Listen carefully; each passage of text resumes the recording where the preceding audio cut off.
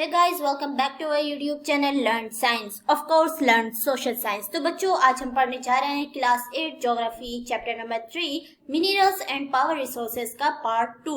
तो बच्चों, hope so कि आप लोगों ने पार्ट फर्स्ट जो है देख लिया होगा और आप लोगों को सब कुछ मिनरल्स के बारे में समझ में आ गया होगा। तो चलिए, आज हम जो है पावर रिसोर्सेज के बारे में पढ़ेंगे, क्योंकि मिनरल्स को तो हमने फर्स्ट पार्ट में जो है कवर कर लिया था। तो चलिए स्टार्ट करते हैं। पावर रिसोर्सेज यानी जो पावर्स हम अपनी डेली लाइफ में यूज करते हैं, जैसे कि इलेक्ट्रिकल पावर और बहुत सारी पावर्स जो है हम जो हीट जनरेट करने के लिए जो पावर यूज करते हैं, बाइसिकल को चलाने मोटरसाइकिल्स को चलाने के लिए जो हम, और अपनी कार्स एरोप्लेन्स को जो चलाने के लिए हम पावर्स का यूज करते हैं, तो उनके रिसोर्सेज के बारे में आज हम पढ़ने वाले हैं। तो हम लोगों ने फर्स्ट चैप्टर में क्या पढ़ा था, थोड़ा सा रिकॉल कर लेते हैं ताकि दोनों का जो है तालमेल बैठ जाए। तो मिनरल्स के बारे में हमने पढ़ा था कि मिनरल्स बेसिकली बोलते किसको हैं। फिर हम लोगों ने जो है टाइप्स ऑफ मिनरल्स पढ़े थे कि मिनरल्स दो तरह के होते हैं, metallic non metallic. Metallic minerals भी जो है वो दो तरह के होते हैं, फेरस नॉन फेरस। और मेटालिक मिनरल्स बेसिकली वो होते हैं जिनके अंदर मेटल पाया जाता है, जिनके अंदर आयरन और पाया जाता है, और जो है जिनकी एक खास हमें जो वहाँ पहचान बताई गई थी वो थी कि उनके अंदर चमक होती है, और काफी सारी जो है उसकी पहचान होती है, वो आगे हम क्लासेस में पढ़ते जाएंगे। और नॉन मेटालिक में हमने क्या पढ़ा था कि उनके अंदर मेटल नहीं पाया जाता। फॉर एग्जाम्पल कोयला है, पेट्रोलियम है, इनके अंदर मेटल नहीं पाया जाता, नेचुरल गैस है।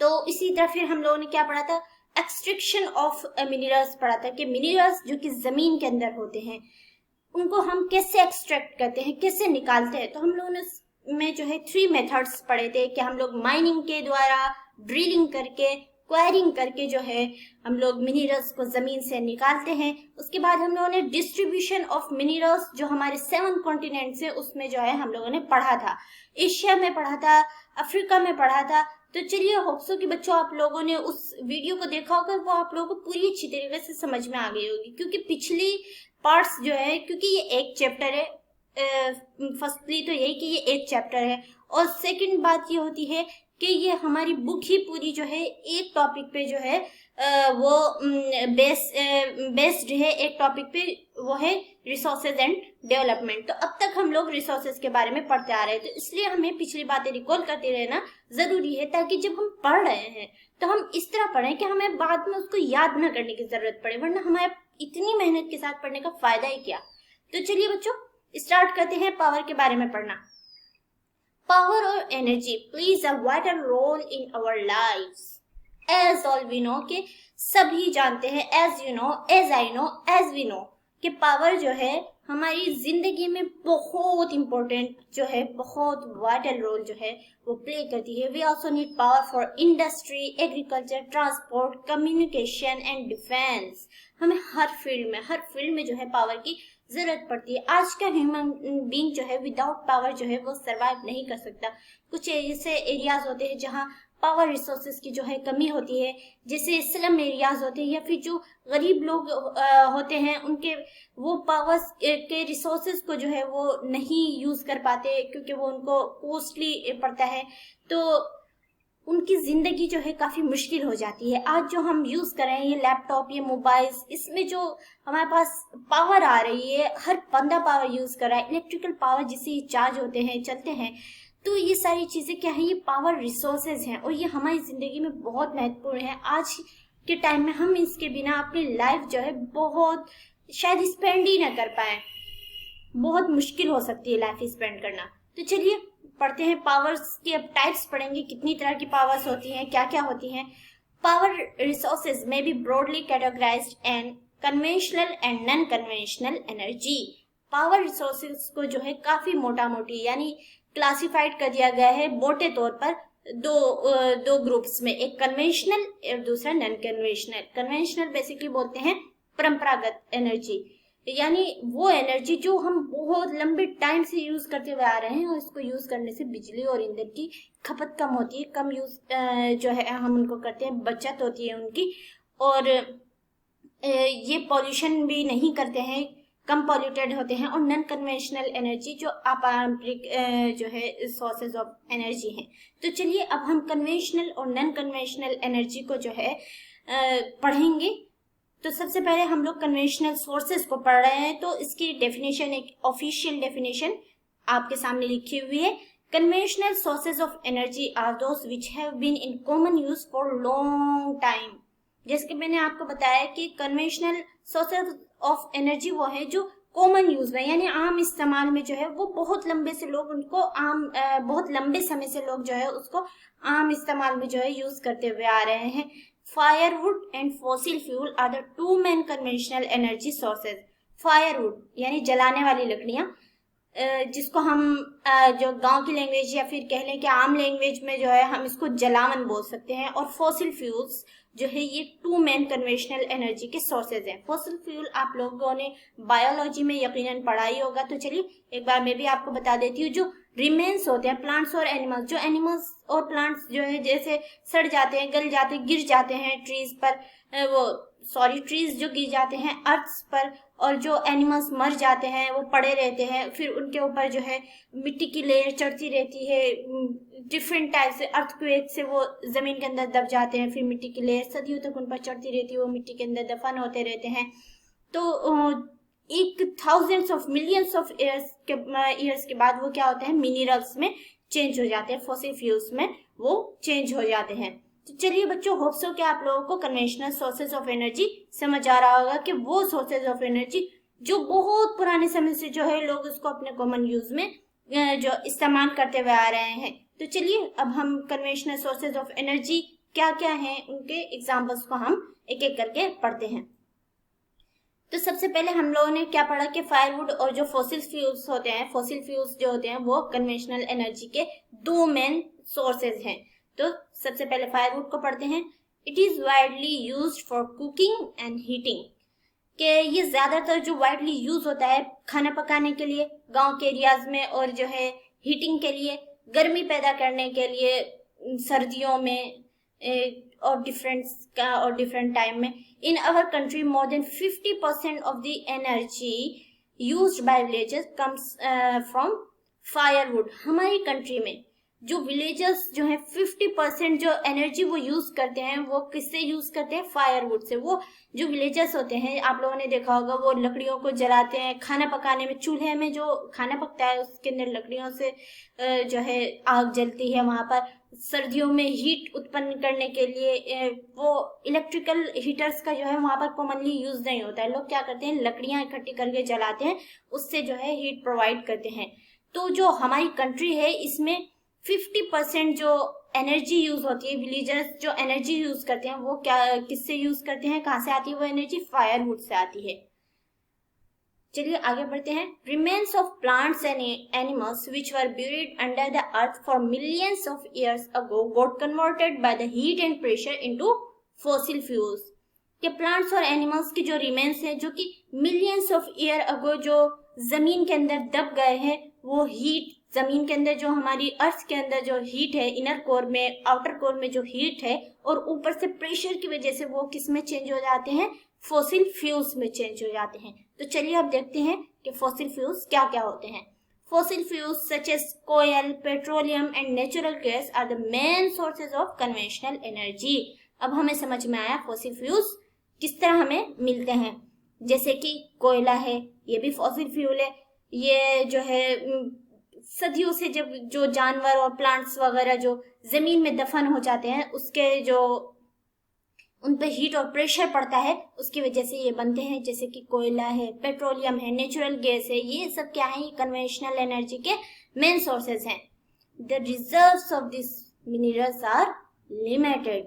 तो ये बात पॉइंट आउट करने वाली है कि इन सब ये जो मिनरल्स है, जितने फॉसिल फ्यूल्स हैं, फायरवुड्स हैं, इनका जो रिजर्व है, इनका जो भंडारण है वो क्या है, लिमिटेड है। The rate at which the growing world population is consuming them is far greater than the rate of their formation. के जो इनका रेट, जो आज की बढ़ती हुई पॉपुलेशन है और जो वो इसको यूज कर रहे हैं, इसके फॉर्मेशन रेट से इसका कंज्यूमिंग रेट बहुत ज्यादा है।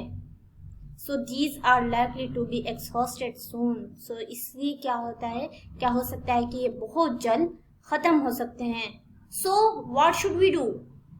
We should to conserve them. हमें क्या करना है, हमें इनको कंजर्व करना है और इन अपनी जो हमारी नीड्स हैं उनको लिमिटेड करना है थोड़ा सा। जैसे कि मैंने आप लोगों को एग्जांपल दिया था कि हर बंदा जो है वो इन्वायरमेंट को सेव करने में, उसको क्लीन रखने में, अपने वाइल्ड लाइफ को बचाने में, नेचुरल वेजिटेशन को बचाने में कंट्रीब्यूशन कर सकता है। आप भी कंट्रीब्यूशन कर सकते हैं। जैसे मैंने आपको बताया था पिछले वीडियोस में कि आप क्या हैं, आप स्टूडेंट्स हैं और बेसिकली आप सबसे ज्यादा यूज क्या करते हैं। आप अभी तो गाड़ियां वगैरह यूज नहीं करते हैं, कार्स और मोटरसाइकिल सभी आप यूज नहीं करते क्योंकि अभी आप छोटे हैं। तो आप सबसे ज्यादा यूज करते हैं पेपर्स और कॉपीज जिसमें आप लिखते हैं। फिर मैंने आप लोगों को तरीका बताया था कि आप कैसे कंजर्व कर सकते हैं और आप कैसे अपना कंट्रीब्यूशन दे सकते हैं कि आप कॉपीज को जो है रीयूज कर सकते हैं। उनको रफ के तौर पे, जो कॉपी बच जाती है आपकी प्रीवियस ईयर की, उनको रफ के तौर पे यूज कर सकते हैं। अगर बहुत ज्यादा बच जाती हैं तो उसको नेक्स्ट ईयर की डेट वगैरह डाल के उसमें भी लिख सकते हैं। तो इस तरह आप जो है कंजर्व कर रहे हैं। तो इसी तरह अगर आप आज के टाइम में अपनी यूज, जब आपका जो है आप कमरे में जो है काम नहीं कर रहे हैं, पढ़ाई नहीं कर रहे हैं, तो आप अपने बल्ब को स्विच ऑफ कर दें। इस तरह आप इलेक्ट्रिसिटी को, आपको देखने में तो ऐसा लग रहा है कि मैंने तो सिर्फ बल्ब को जो है वो बंद कर दिया है और जो है ज्यादा कुछ क्या नहीं, ज्यादा से ज्यादा क्या हो रहा है कि हमारा बिजली बिल कम आएगा। नहीं, आज तो आपका बिजली बिल कम आएगा ही, साथ ही आप जो है बहुत बड़ा जो है कंट्रीब्यूशन कर रहे हैं इन्वायरमेंट को सेव करने में। तो इस तरह आप छोटी छोटी चीजें करके, जैसे फॉर एग्जांपल हम बहुत छोटी सी बात लेते हैं कि जैसे फायरवुड की बात आई हमारे सामने, हम लोग भी क्या करते हैं, हम अंगीठियाँ जलाते हैं और जो है वो करते हैं, हीट प्रोड्यूस करते हैं सर्दियों में। अगर आप सर्दियों में थोड़ा सा अगर आप नहा के आए तो ऐसा नहीं कि आपको थोड़ी सर्दी लगी फौरन आप लकड़ियों का आपके घर में गट्टा रखा है, आपने जलाना शुरू कर दी, तो क्या होगा, वो जल्दी खत्म हो जाएंगी। आप थोड़ा सा माने कि आपके पास बहुत सारी लकड़ियां, फिर भी आप क्या सोचकर कि मुझे अपने इन्वायरमेंट को सेव करना है, क्योंकि इन्वायरमेंट को सेव करना हर सिटीजन की जो है और अर्थ पे रहने वाले हर बंदे की जो है इथिकल ड्यूटी है। तो आप क्या करेंगे, आपके पास जैकेट्स होंगे, आप एक आध जैकेट और ओढ़ लेंगे। थोड़ी देर के लिए आप जो है 2 कंबल ओढ़ कर ही जो है थोड़ी देर के लिए आप जो है बैठ सकते हैं और इस तरह आप लकड़ियों को जो है बचा सकते हैं। तो बच्चों, होप्स हो कि आप लोग ऐसा जरूर करेंगे। और ये छोटी छोटी चीजें देखने में बहुत छोटी लगती हैं, पर आप बहुत बड़ा कंट्रीब्यूशन कर रहे होते हैं। हम पढ़ते ही इसलिए हैं ताकि हमें ये सारी चीजें हमारी बुक में इसलिए आती हैं ताकि अभी से हम जो है इस तरह कंजर्व करने की आदत डालें और इस तरह हम अभी से जो अपने नेचुरल को, अपने नेचर को, अपने इन्वायरमेंट को जो है सेव करें। तो चलिए बच्चों, फायरवुड हम लोगों ने पढ़ लिया। फॉसिल फ्यूल्स के बारे में पढ़ा कि फॉसिल फ्यूल्स क्या क्या होते हैं। कोयला, पेट्रोलियम और नेचुरल गैस के रूप में हमारे पास वो हम यूज करते हैं। तो अब इन फॉसिल फ्यूल्स को हम एक एक करके पढ़ेंगे।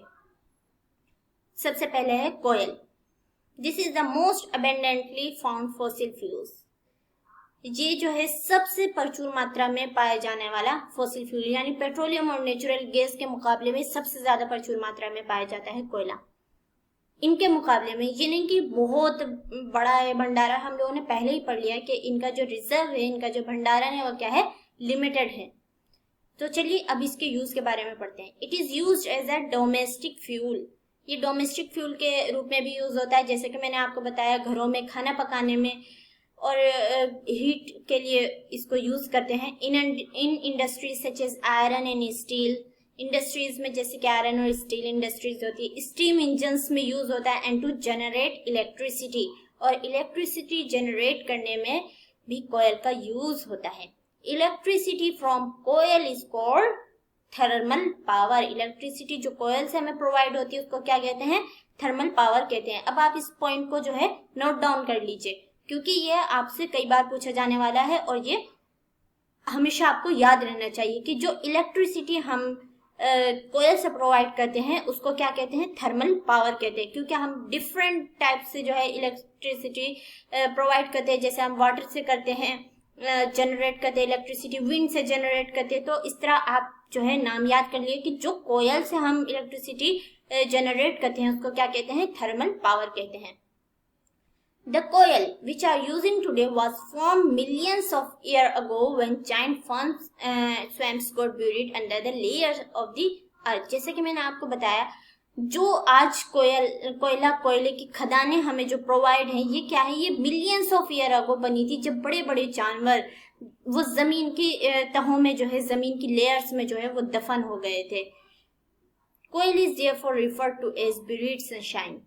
इसीलिए कोयल को क्या कहा जाता है, कोयल हमारी लाइफ में इतना यूजफुल है, इससे इलेक्ट्रिसिटी जनरेट होती है, इससे स्टीम इंजन्स बनाए जाते हैं, ये हमारी इंडस्ट्रीज में इसका इतना यूज है, डोमेस्टिक फ्यूल के रूप में यूज किया जाता है। तो इसीलिए कोयल को क्या कहा जाता है, ब्यूरिड सनशाइन, यानी दबी हुई धूप, दबी हुई चमक, जिस जमीन के अंदर से चमक निकले उसको कहते हैं, कोयला को कहा जाता है, कोयला इस नाम से जाना जाता है। तो जो आज के, जैसे हमने ऊपर वाले पॉइंट में पढ़ा कि आज के टाइम में जो कोयला हमें इतनी बड़ी बड़ी खदानें मौजूद हैं, वो क्या है, जब पहले डायनासोर्स, वो इतने बड़े बड़े जानवर जो जमीन के अंदर दफन हो गए, उनके बनने से बना है। तो इनकी आज के टाइम में हमें क्या है कि वो मिलियंस ऑफ ईयर अगो बन गए, तो आज हम यूज कर रहे हैं। उस टाइम जानवर भी इतने बड़े बड़े थे, आज तो वो जानवर भी जो है, उनकी स्पीसीज या तो एकदम खत्म हो गई हैं, या फिर जो थोड़े जानवर दिखते हैं वो भी जो है किस में आ गए हैं, इंडेंजर्ड स्पीसीज में आ गए हैं। तो आज के टाइम में उनके जो रेट ऑफ फॉर्मेशन है वो बहुत कम है, उनके बनने की संभावना दोबारा बहुत कम है, और उनको थाउजेंड और मिलियंस ऑफ ईयर लगेंगे बनने के लिए। तो मैं बार बार आपको यही कहती हूँ कि आप इन को जो है लिमिटेड तरीके से इनको यूज करें, या आपके आसपास कोई हो, कोई बड़ा ऐसा कर रहा हो, तो आप उसको जरूर अवेयर करें इस बारे में। The leading coal producer of the world are China, USA, Germany, Russia, South Africa and France। जो कोयल के प्रोड्यूसर हैं वर्ल्ड में वो है China, USA, Germany, Russia, south Africa and France. अब इंडिया में देख लेते हैं कोयला कहाँ कहाँ पाया जाता है। The coal producing areas of India are Raniganj, Dhanbad and Bokaro in Jharkhand. ये सारी चीजें आप लोगों को याद कर लेनी है कि वर्ल्ड में कहाँ पाया जाता है। ये कुछ देशों के नाम है, ये आप लोगों को मालूम होने चाहिए, और इंडिया में तो आप लोगों को जरूर मालूम होना चाहिए कि कहाँ कहाँ पाया जाता है कोयला। ज्यादा नेम नहीं है, इजी टू लर्न है ये। ओके बच्चों, तो चलिए कोयले के बारे में हम लोगों ने पढ़ लिया, आगे हम पढ़ेंगे। तो हम लोगों ने एक चीज पढ़ी थी अभी, इलेक्ट्रिसिटी फ्रॉम कोयल इज कॉल्ड थर्मल पावर, कि जो इलेक्ट्रिसिटी कोयले से बनाई जाती है उसको क्या कहते हैं, थर्मल पावर कहते हैं। अब इलेक्ट्रिसिटी कोयले से कैसे बनाई जाती है, ये बस आपकी एक थोड़ी जानकारी के लिए, आपको जानकारी रहनी चाहिए, उसके लिए आप के लिए मैंने एक वीडियो यहाँ पे लगाई है, ताकि आप लोग जो है बच्चों थोड़ा सा समझ सके। तो चलिए वीडियो को स्टार्ट करते हैं। यहाँ पे सबसे पहले जो है कोलयार्ड में कोयला आया, फिर कोयले को सप्लाई किया, तो कोयले को तोड़ फोड़ के बिल्कुल उसको पाउडर बना के, पाउडर की फॉर्म में जो है उसको बॉयलर में डालते हैं। नीचे हमारे पास जो है यहाँ कोयला सप्लाई हो रहा है, as you can see. Rivers होती है क्योंकि हमें स्टीम बनानी होती है, उसके लिए पानी चाहिए होता है, तो रिवर्स से जो है कनेक्टेड होते हैं। ये देखिए रिवर्स से पूरा पाइप जो है, यहाँ पे एक टंकी होती है, उसमें जो वो पानी जाता है। यहाँ बॉयलर में कोयला आ रहा है, एक बड़ी सी टंकी होती है जिसे बॉयलर बोलते हैं, उसमें अब यहाँ से जो है मोटर्स के द्वारा पानी को ऊपर चढ़ाया गया। ये टंकी यहाँ इसलिए बनाई जाती है, ये टंकी को यहाँ बनाने का मकसद इसलिए है, थोड़ा सा इसमें एनर्जी सेव की जाती है। इसको इससे सटा के, बॉयलर से सटा के इसलिए बनाया जाता है लगा के, ताकि जो है पानी यहाँ थोड़ा सा प्रीहीटेड हो जाए, क्योंकि नदी से आने वाला पानी तो ठंडा हो गई, और यहाँ पे भी थोड़ा सा पानी जो यहाँ से पाइप से गुजरता है, वो हम बाद में देखेंगे कि यहाँ पे पानी कैसे थोड़ा गर्म हो जाता है। तो जब पानी को यहाँ से गुजारा जाता है, नहीं सॉरी ये नहीं, जब नदी से पानी यहाँ आता है, इस टंकी में जाता है, तो इस टंकी को बॉयलर से लगा के इसीलिए बनाया जाता है ताकि पानी यहाँ थोड़ा सा प्रीहीटेड हो जाए। पानी तो बिल्कुल ठंडा होता है, इस तरह एनर्जी सेव करने की थोड़ी कोशिश की जाती है। अब ये पानी यहाँ पे जो है पाइप्स में जाएगा, इस तरह पाइप्स के अंदर जाएगा। ये पाइप्स इसलिए ऐसे एक दूसरे, ऐसे बड़ी सी टंकी नहीं होती, एक दूसरे से इस तरह पाइप अलग अलग हटा के इसलिए बनाए जाते हैं ताकि पानी जो है सुपर हीटेड हो जाए। इसकी चारों तरफ आग लगेगी तो पानी एकदम सुपर हीटेड हो जाएगा और वो स्टीम में चेंज होने लगेगा। तो चलिए आगे देखते हैं। अब देखिए पानी यहाँ हीट होना शुरू हो गया है, हीट हो रहा है, बिल्कुल सुपर हीटेड हो गया है यहाँ जाते जाते, और स्टीम में चेंज हो गया। अब ये स्टीम जो है, स्टीम बन गई है, अभी स्टीम आगे जाएगी इस पाइप के द्वारा। अब देखिए ये आगे जा रही है। अब ये स्टीम आगे, जब इतनी ज्यादा गर्म स्टीम, ये टरबाइन है, अब इस टरबाइन को घुमाएगी। ये स्टीम, इतनी गर्म स्टीम होती है, टरबाइन को घुमाएगी, और टरबाइन के घूमने से क्या होगी, पावर जनरेट होगी। तो चलिए बच्चों, क्या पढ़ रहे थे हम लोग के जो, हाँ हम पढ़ रहे थे स्टीम जब टरबाइन पे पड़ेगी तो क्या होगा कि वो टरबाइन घूमेगा। वो टरबाइन जो इतनी गर्म स्टीम, इतनी पावर के साथ स्टीम जो उसके ऊपर पड़ती है, तो उससे टरबाइन ये चारों तरफ से कवर रहता है। टरबाइन बहुत तेज घूमता है, जिससे इलेक्ट्रिसिटी जनरेट होती है। तो चलिए थोड़ा आगे कर लेते हैं इसको।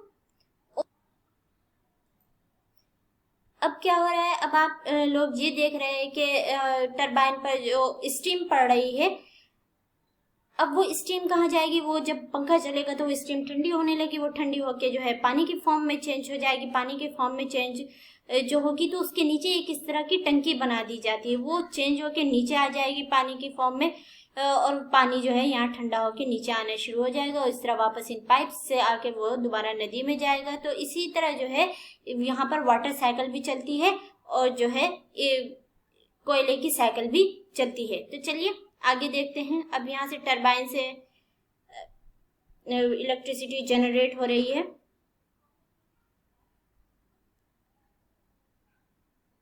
अब ये देखिए, ये जो भाप है, ये स्टीम है, ये नीचे पानी के रूप में आने लगा। अब ये जो इलेक्ट्रिसिटी जनरेट हुई, अब ये यहाँ से कहाँ गई, जनरेटर में जाएगी। जनरेटर से जब इलेक्ट्रिसिटी इसमें आई तो अब इसको ट्रांसफार्मर्स में, जो बड़े बड़े ट्रांसफार्मर होते हैं वहाँ पावर प्लांट में, वहाँ भेजा जाता है, और उसके बाद जो इलेक्ट्रिसिटी पोल्स में भेजी जाती है, और इस तरह हमारे घरों तक इलेक्ट्रिसिटी पहुंचती है। इन पोल्स से डायरेक्ट नहीं पहुंचती, इससे और जो है आपके गली मोहल्लों में, शहर में हर जगह पोल्स होते हैं, आपने देखा होगा, वहां पहुंचाई जाती है। तो बच्चों होप्स हो कि आप लोगों को ये थर्मल पावर का कंसेप्ट थोड़ा बहुत समझ में आ गया होगा। चलिए बच्चों, हम लोगों ने थर्मल पावर को थोड़ा बहुत समझ लिया, ताकि हम लोगों को एक बेसिक जो है नॉलेज रहे थर्मल पावर के बारे में। आप लोगों के लिए इतना ही काफी है। अब आप आगे क्लासेस में जाएंगे तो वो आपको बिल्कुल डिटेल में समझाएंगे कि किस इंजीनियरिंग आइडियाज के जरिए से वो जो है चलाए जाते हैं, क्या वहाँ पे फॉर्मूला यूज होता है, क्या बायोलॉजी, क्या फिजिक्स, क्या साइंस यूज होती है, पूरा आगे समझाया जाएगा। तो मैंने आप लोगों को एक सिंपल सा जो है सिर्फ आपका इंट्रोडक्शन करवा दिया थर्मल पावर से। तो चलिए अब हम नेक्स्ट फॉसिल फ्यूल के बारे में पढ़ेंगे, वो है petroleum. The petrol that keeps your car running as well as the oil that keep your cycle from squeaking both began as a thick black liquid called petroleum. Petrol वो होता है जो कि आपकी कार को चलने में हेल्प करता है, और वो ऑयल जो कि आपकी साइकिल में जो स्क्वीकिंग हो जाती है, स्क्वीक करती है आपकी साइकिल, उससे आपको जो है बचाने में हेल्प करता है, उससे सेव करने में हेल्प करता है। Both begin as a thick black liquid called petroleum. ये दोनों ही एक थिक ब्लैक लिक्विड से बनते हैं जो कि पेट्रोलियम कहलाता है। It is found between the layers of rock and it is drilled from oil fields located in offshore and coastal areas. जैसे कि हम लोगों ने पढ़ा था कि जो मिनरल्स होते हैं उनको 3 मेथड्स के द्वारा निकाला जाता है, एक माइनिंग करके, दूसरा ड्रिलिंग करके, और तीसरा क्वायरिंग करके। तो यहाँ पे पेट्रोलियम को निकालने के लिए कौन सा मेथड यूज किया जाता है, ड्रिलिंग का। जो ये पत्थरों की लेयर्स के बीच में पाया जाता है, इनको ड्रिल करके, बड़ी बड़ी मशीन्स के द्वारा ड्रिल करके इनको निकाला जाता है। जो ऑयल फील्ड्स होते हैं वहाँ, जो ऑफशोर और कोस्टल एरियाज होते हैं, वहाँ से इनको निकाला जाता है। This is then sent to refineries which process the crude oil and produce a variety of products like diesel, petrol, kerosene, wax, plastics and lubricants. तो इसी तरह फिर इनको रिफाइनरीज में भेजा जाता है। जो ऑयल निकलता है वो कई सारी गंदगियों के साथ जो है वो निकलता है। थिक ब्लैक, जो ये फोटो आप देख रहे हैं, ऐसी फॉर्म में निकलता है, क्रूड ऑयल इसको बोलते हैं। फिर इनको रिफाइनरीज में भेजा जाता है जहां से वो डिफरेंट जो है उनसे प्रोडक्ट्स तैयार करते हैं, उनके अलग अलग उनको केमिकल्स के द्वारा और उनको मशीनरीज के द्वारा उनको रिफाइन करके उनसे diesel, petrol, kerosene, wax, plastic और लुब्रिकेंट्स यानी चिकनाई का एक वो होता है, वो सब उससे निकाल के अलग अलग प्रोडक्ट्स बनाते हैं। Petroleum and its derivatives are called black gold. Petroleum और इसके साथ जो सारी चीजें निकलती हैं वो क्या कहलाता है? ब्लैक गोल्ड कहलाता है। हमने कोयले के बारे में पढ़ा था, वो क्या कहलाता है? ब्यूरीड सनशाइन कहलाता है। और इसी तरह हम पेट्रोलियम को ब्लैक गोल्ड कहते हैं क्योंकि इसका यूज बहुत है, खासतौर से ट्रांसपोर्ट सिस्टम में। आज जो इतने बड़े प्लेन्स उड़ते हैं और जो जिन कार्स पे हम सफर करते हैं, ये सब और सब पेट्रोलियम की देन है और उसकी डेरिवेटिव्स की। The petroleum producing country are Iran, Iraq, Saudi Arabia and Qatar. Petroleum को जो प्रोड्यूस करने वाली कंट्री है वो है Iran, Iraq, Saudi Arabia and Qatar. The other major producer are USA, Russia, Venezuela and Algeria. The leading producer in India are Digboi in Assam, Bombay High in Mumbai and the deltas of Krishna and Godavari rivers. तो चलिए बच्चों, petroleum का concept आप लोगों को समझ में आ गया, पेट्रोलियम से आपका इंट्रोडक्शन हो गया। आगे बढ़ते हैं। नेचुरल गैस जो कि थर्ड फॉसिल फ्यूल है, इसके बारे में पढ़ते हैं। Natural gas is found with petroleum deposits and is release when crude oil is brought to the surface. It can be used as a domestic and industrial fuel. जो natural gas होती है वो पेट्रोलियम गैस को जब निकाला जाता है उसी के साथ जो है वो निकलती है। इट कैन बी यूज, और ये डोमेस्टिक जो है यूज के लिए और इंडस्ट्रियल फ्यूल के रूप में भी यूज होता है। Russia, Norway, UK and the Netherlands are the major producer of natural gas. In India, Jaisalmer, Krishna, Godavari delta, Tripura and some areas offshore in Mumbai have natural gas resources. Very few countries in world have sufficient natural gas reserve of their own। मतलब कह रहे हैं कि जो world में जो बहुत कम countries ऐसी हैं जिनके पास अपने रिजर्व्स हैं, सफिशिएंट नेचुरल गैस के रिजर्व्स हैं अपने। The sharp increase in our consumption of fossil fuels has led to their depletion at an alarming rate। वही बात कि जो हमारी कंजप्शन जो फॉसिल फ्यूल्स की जो शार्प इंक्रीज हो रही है वो क्या कर रहा है, ये एकदम अलार्मिंग, ये बिल्कुल डेप्लेट होते जा रहे हैं। जितने फॉसिल फ्यूल्स से बिल्कुल डेप्लेट, एक अलार्मिंग रेट यानी हमारे पास खतरे की घंटी बज गई है कि ये डिप्लेट हो सकते हैं। The toxic pollutants released from burning these fuels are also a cause for concern. अब हम इनके थोड़े डिसएडवांटेजेस के बारे में पढ़ेंगे। बाकी तो हम वैसे तो हम इनको पूरा एक फ्लो चार्ट के रूप में पढ़ेंगे, इनके एडवांटेजेस और डिसएडवांटेजेस के बारे में। इसमें लिखा है, हमारे इस पॉइंट में लिखा जा रहा है कि जो इन फॉसिल फ्यूल्स को बर्न करने से जो टॉक्सिक जहरीली गैस जो निकलती है, जो पॉल्यूशन होता है, वो एक जो है कॉज ऑफ कंसर्न है, यानी कि तशवीश के जो है एक हमारे लिए एक बात है, हमारे लिए एक खतरे की बात है। This has led to the tapping of various non-conventional sources of energy that are cleaner alternatives to fossil fuel। और इनका इस तरह जहरीली गैसों का निकलना जो है हमें दूसरी non conventional sources of energy को यूज करने के लिए हमें मजबूर करता है, जो कि फॉसिल फ्यूल्स से जो है वो ज्यादा साफ होते हैं। तो चलिए बच्चों, नेचुरल गैसेस के बारे में पढ़ा, ये आखिर में थोड़े डिसएडवांटेजेस बताए गए थे। इसको हम लास्ट में जो है अच्छे से मैंने आपके लिए पूरा एक फ्लो चार्ट दिया हुआ है, वो आप जरूर पढ़िएगा। तो चलिए आगे अब हम पढ़ते हैं हाइडल पावर। अब हाइडल पावर क्या है, इसको पॉइंट्स के जरिए से समझेंगे। हाइडल पावर वैसे बेसिकली बोलते हैं उस पावर को जो कि हम पानी से जनरेट करते हैं। तो चलिए इसके पूरे प्रोसेस को एक एक करके समझते हैं। रेन वाटर और river water stored in dams is made to fall from heights. Basically इसमें होता क्या है, जैसे मैंने आपको बताया, हाइडल पावर जो है वो उस पावर को बोलते हैं जिसमें पानी के जरिए से इलेक्ट्रिसिटी जनरेट की जाती है। तो इसके लिए सबसे पहले कैसे जनरेट की जाती है, इसके लिए सबसे पहले क्या किया जाता है, रेन वाटर और रिवर वाटर को जो है डैम्स बना दिए जाते हैं, उसमें स्टोर किया जाता है ताकि जो is made to fall from heights, ताकि उनको डैम्स को बना दिया जाता है ताकि वो ऊपर से नीचे गिरे। ऊपर से नीचे गिरेंगे तो जाहिर सी बात है तेज धार में गिरेंगे और बहुत जोर से गिरेंगे। तो इस तरह इलेक्ट्रिसिटी जनरेट करने का यही से ये फर्स्ट स्टेप है कि सबसे पहले डैम बनाया जाता है। The falling water flows through pipes inside the dam over turbines blades placed at the bottom of the dam. और जो ऊपर से गिरता हुआ पानी है उनको पाइप्स के जरिए से जो है डैम के नीचे जो पाइप्स होते हैं उसके जरिए से टरबाइन ब्लेड्स तक पहुंचाया जाता है, जो कि टरबाइन ब्लेड डैम के बॉटम में लगा होता है. The moving blades then turn the generator to produce electricity. जो मूविंग ब्लेड्स जो वो टरबाइन घूमता है उससे क्या होता है, इलेक्ट्रिसिटी प्रोड्यूस होती है. This is called hydro electricity. और ये क्या कहलाता है, हाइड्रो इलेक्ट्रिसिटी कहलाता है. The water discharge after the generation of electricity is use for irrigation.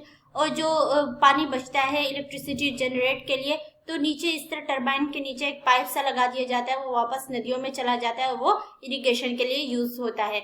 1/4 of the world electricity is produced by hydel power. दुनिया की 1/4 जो इलेक्ट्रिसिटी जो हम यूज करते हैं वो कहाँ से प्रोवाइड की जाती है, कहाँ से प्रोड्यूस की जाती है, हाइडल पावर के द्वारा प्रोड्यूस की जाती है.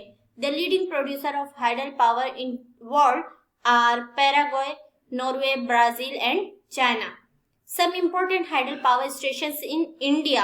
ये आप लोग याद रखेंगे, इन इंडिया, वर्ल्ड का भी याद रखेंगे, इंडिया का भी. इन India are Bhakra Nagar dam, Gandhi Sagar dam, Nagarjun dam and Damodar valleys projects.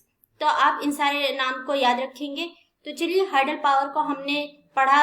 अब आप लोगों वो पहले भी आप लोग जानते होंगे, आप लोगों ने पिछले क्लासेस में पढ़ा होगा. तो चलिए इसका एक ओवरव्यू ले लेते हैं, जैसे कि हम लोगों ने थर्मल पावर का लिया था. तो देखिए इस तरह डैम बनाया जाता है नदियों के ऊपर. आप लोगों ने जरूर डैम देखे होंगे, आप लोगों ने गेट्स देखे होंगे बड़े बड़े. आप लोग सोचते होंगे कि इस तरह नदी के बीच में ये गेट्स और ये पुल बनाने की क्या जरूरत है.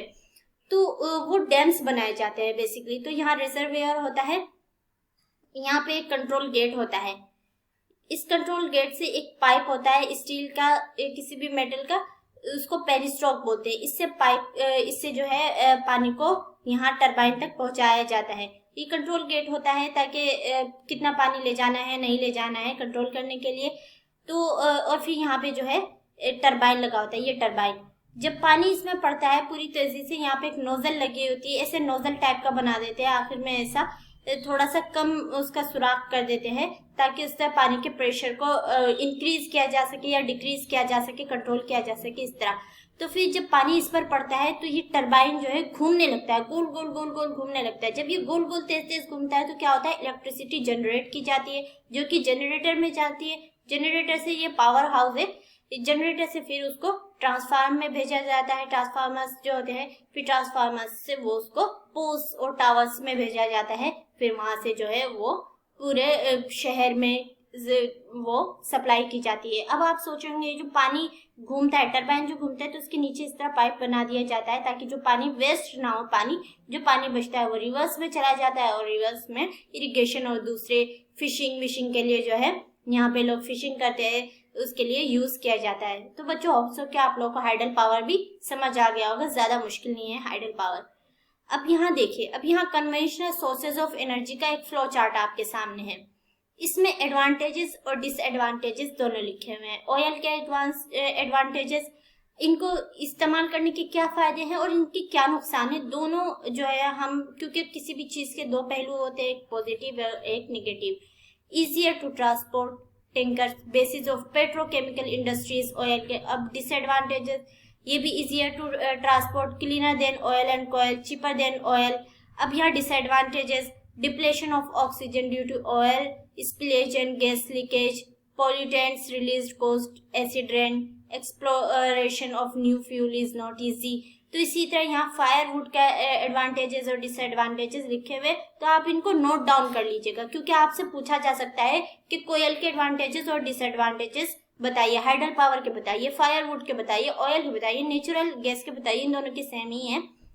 तो आप इस पूरे फ्लो चार्ट को बना लीजिएगा. अभी से आप अगर फ्लो चार्ट बनाने स्टार्ट करेंगे तो आप लोगों को आदत रहेगी और ये फ्लो चार्ट आपको दूसरे बड़े आगे कॉम्पिटिटिव एग्जाम में काफी हेल्प कर सकते हैं. और ये आपको बनाने के तरीके भी आने चाहिए. जैसे हमें यहाँ एक दिख रहा है कि इस तरह बनाया जा सकता है, तो अगर मैं आपको कभी होमवर्क दूं कि आप कोई फ्लो चार्ट बनाइए या इसका फ्लो चार्ट बनाइए, तो आप इजीली इसका एग्जांपल लेके बना सकते हैं. तो चलिए बच्चों, होप्स हो कि आज के दिन आप लोगों को आज की वीडियो में कन्वेंशनल सोर्सेज ऑफ एनर्जी काफी अच्छे से समझ में आ गया होगा। Thermal power, hydel power, petroleum, natural gas, इन सब के बारे में हम लोगों ने काफी अच्छे से पढ़ा है, तो आप लोगों को समझ में आ गया होगा। चलिए, समझ आया है और वीडियो अच्छी लगी है तो वीडियो को लाइक कीजिए, जरूर लाइक कीजिए। आप लोग देख लेते हैं और लाइक नहीं करते हैं, और अपने फ्रेंड्स के साथ जरूर शेयर कीजिए, और हमारे चैनल लर्न साइंस को सब्सक्राइब कीजिए अगर आप चैनल पर न्यू हैं। तो चलिए, मिलते हैं अगली वीडियो में, तब तक के लिए गुड बाय।